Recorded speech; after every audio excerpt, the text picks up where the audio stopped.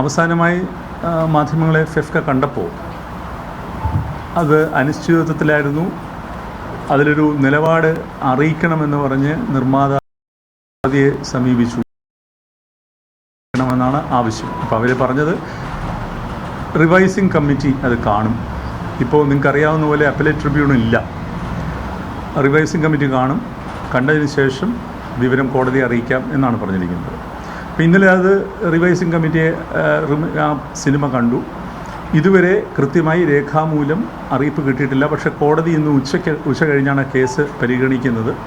ബഹുമാനപ്പെട്ട ഹൈക്കോടതിയിൽ അവരുടെ തീരുമാനം അറിയിക്കും എന്നാണ് നമ്മൾ മനസ്സിലാക്കുന്നത്. പക്ഷേ ഇന്നലെ സിനിമയുടെ സംവിധായകനുമായി ഞങ്ങൾ ദീർഘമായി സംസാരിക്കുകയുണ്ടായി. ഈ സിനിമ കണ്ടതിന് ശേഷം ഈ കമ്മിറ്റി അംഗങ്ങൾ സംവിധായകനെ കണ്ടിരുന്നു, സംവിധായകനുമായിട്ട് സംസാരിച്ചിരുന്നു.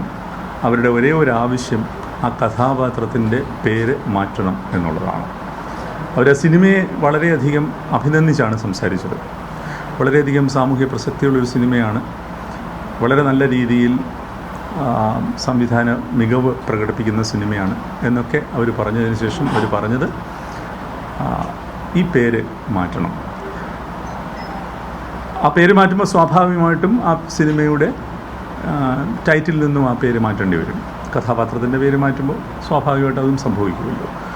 അപ്പോൾ അതിന് കാരണമായി അവർ ചൂണ്ടിക്കാണിച്ചത് സമാനമായി ഇതിനു മുമ്പ് 2 തവണ ഇത്തരം സംഭവങ്ങൾ ഉണ്ടായിട്ടുണ്ട്. ഒന്ന് നമുക്കറിയാവുന്ന പോലെ മലയാളിയായ പത്മകുമാർ എന്ന സംവിധായകൻ്റെ സിനിമയിൽ ജാനകി എന്ന പേര് മാറ്റി ജയന്തി എന്ന അദ്ദേഹത്തിന് മാറ്റേണ്ടി വന്നു. മറ്റൊന്ന് ശ്രീ വിവേക് അഗ്നിഹോത്രിയുടെ ഒരു സിനിമയാണ്. ഇപ്പോൾ 2ഇടത്തും അവരുടെ നിർദ്ദേശം അത് സ്വീകരിക്കപ്പെട്ടു, പേര് മാറ്റി. അപ്പോൾ അങ്ങനെ ഒരു പ്രീസിഡൻസ് ഉള്ളപ്പോൾ ഇതിന് ബുദ്ധിമുട്ടുണ്ട്. പിന്നെ അവരുടെ സംസാരത്തിൽ ഈ സംവിധായകന് തോന്നിയത് എന്തായാലും ഇത് കോടതിയിലേക്ക് പോയി കോടതി തീരുമാനിച്ചു കഴിഞ്ഞാൽ പ്രശ്നമില്ലല്ലോ. അപ്പോൾ നമ്മളായിട്ട് അങ്ങനെ ഒരു നിലപാട് എടുക്കുന്നില്ല എന്നുള്ളതാണ് അവരുടെ നിലപാടെന്നാണ് നമുക്ക് മനസ്സിലാവുന്നത്.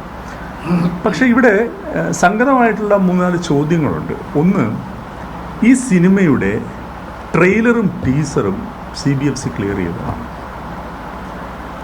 ഇതേ പേരുള്ള സിനിമയുടെ ഈ കഥാപാത്രത്തിൻ്റെ പേര് പറയുന്ന ട്രെയിലറും ടീസറും CBFC ക്ലിയർ ചെയ്യുകയും ആ ട്രെയിലറും ടീസറും കേരളത്തിലെ തിയേറ്ററുകളിൽ കഴിഞ്ഞ 1 മാസക്കാലമായി പ്രദർശിപ്പിക്കുകയും ചെയ്യുന്നുണ്ട്.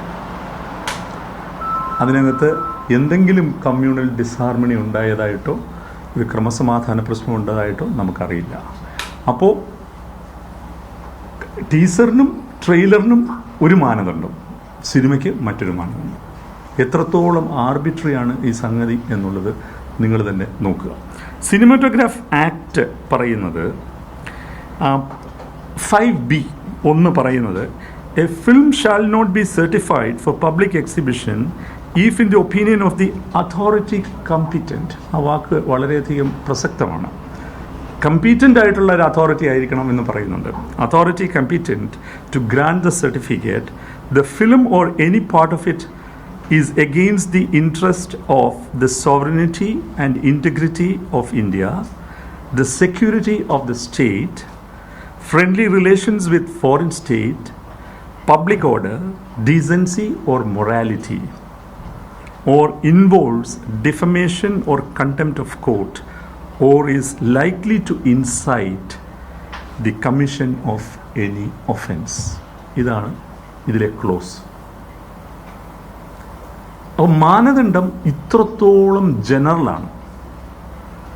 അത് എന്താണ്, ഇപ്പോൾ ഉദാഹരണം പറയുകയാണെങ്കിൽ എന്താണ് ഒരു കമ്മ്യൂണൽ വയലൻസ് ഇൻസൈറ്റ് ചെയ്യാൻ സാധ്യതയുള്ളതെന്നുള്ളതും ഈ കമ്മിറ്റിയുടെ മാത്രം തീരുമാനം.